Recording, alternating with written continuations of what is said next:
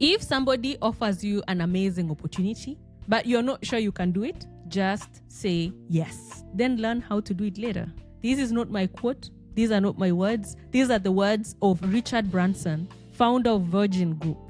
400 plus companies, one person. Airlines, record labels, luxury travels, spaceship, name them. 400 plus companies. And the secret weapon he has been using, is just saying yes and then figuring it out. Hi, welcome to my channel. This is Gladys Ngatich. Here on this channel and also on G and Inspire podcast, I share personal stories, tools, thoughts, ideas that have enabled me to achieve so much, achieve my dreams, achieved so many things in my life, things that I thought were not even possible. And while I share these stories, I'm hoping that you are also a dreamer, a builder, someone going against the grain, someone hungry for more in life. And I hope you will be taking intentional steps to also do something with your ideas and with your dreams. If you are that kind of a person, you want to subscribe to this channel so that we walk this journey together. And don't forget to leave us a comment. I want to know who you are and what you are building.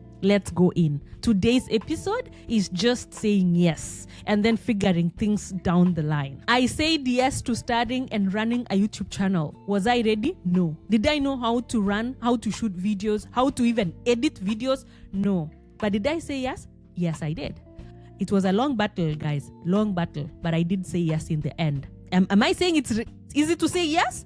Everyone would be saying yes if it was easy. It's not. And that's the point. I said yes to doing a PhD without a master's degree. Was that easy? No. Did I say yes? Yes. After battling with my brain for so long, I said yes. And it changed my life, transformed my life. I wrote a book at the end. It's called The PhD Journey. If you're planning to go to graduate school, that is the book you want to read. I recently said yes to a new career pivot. I did a PhD. I did a postdoc. I wanted to be a university professor. Down the line, I was like, I'm not ready to sign that deal yet because I'm deeply entrepreneurial and I want to just experiment with things in my life. I want to just feel how corporate is like, how business is like. So I did run a startup at some point, took a career break, and then I said yes to management consulting. And now I'm a management consultant. I took a big pivot from being a PhD in engineering to going into corporate, into business, to becoming a management consultant. Did I know what that job will entail? No. But did I say yes? Yes. Because I wanted to challenge myself. I wanted to just learn something different. It's transformed my life. I recently started another YouTube channel, by the way, just talking about this management consulting transition and what I'm learning in corporate. If you are interested in that, leave me a comment down below. I'm happy to take you there. Guys, we were all born not knowing. This one, I'm sure. Black person, white person, woman, man, Muslim, Christian, anybody alive today, you watching. And you as well. You were born not knowing anything. We were all born not knowing. We literally learned how to crawl. We literally learned how to speak. We learned everything. We went to school to learn. And we've been learning since then. Why? For some reason, do we feel like right now, when we are adults, in our 20s, in our 30s, in our 40s, why do we feel like we can't just say yes and learn?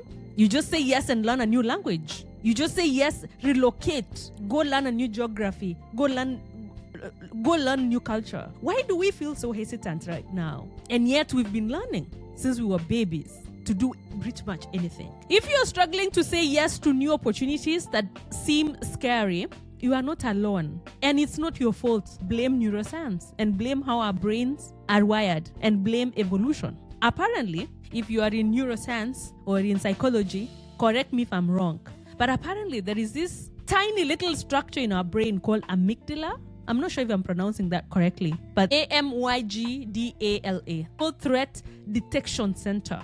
Its only job for 100 of years is and was to keep us alive. How was it able to do that? Its work was to literally scan, and anything that is unfamiliar, according to amygdala, that is dangerous. If you're going to that city, do you even know where it is? You've never been there before? You do not know anyone in your family who's been there?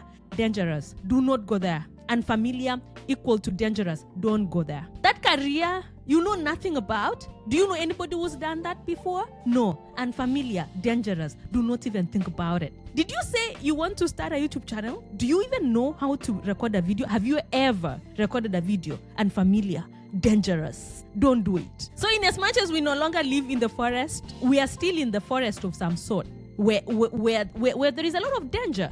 Criticism is a danger. We do not like to be criticized. We want to belong. We want to be loved. We want to be cared for.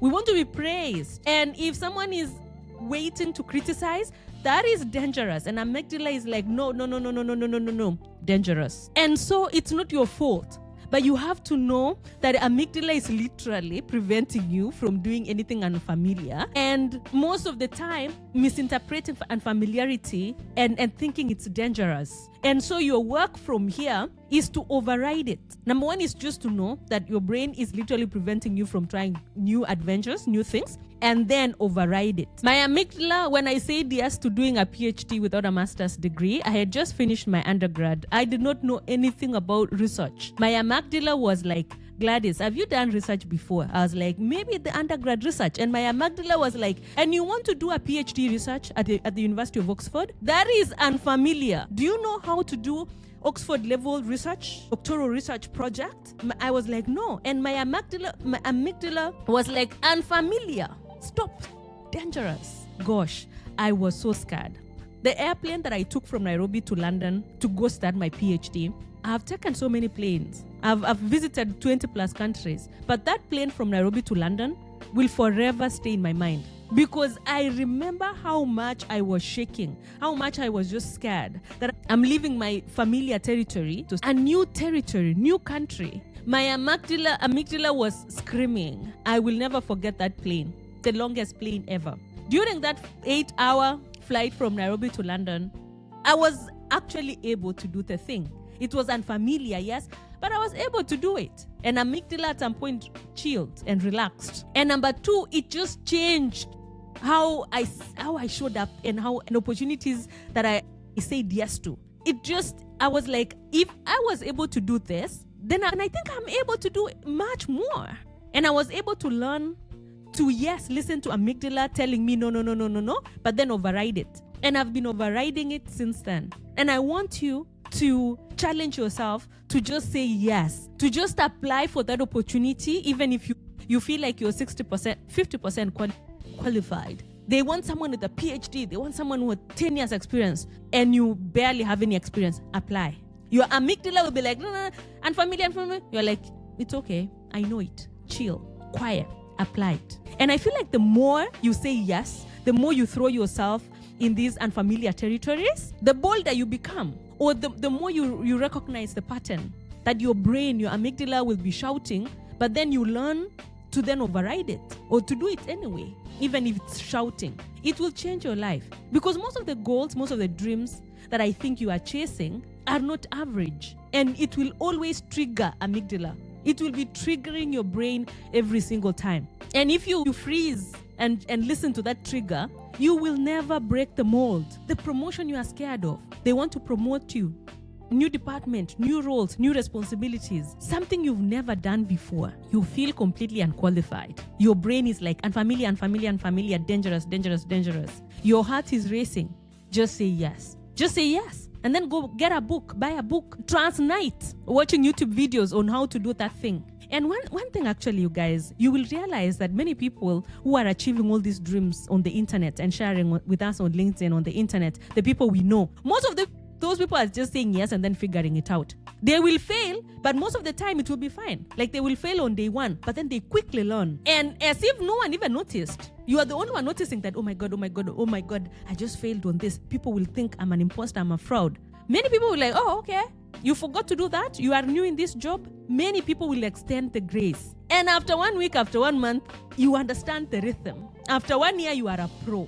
And because you just said yes to something that stretched you. That YouTube channel, that social media platform you've been thinking about, you look at people and you think they are so polished. You think they are not scared.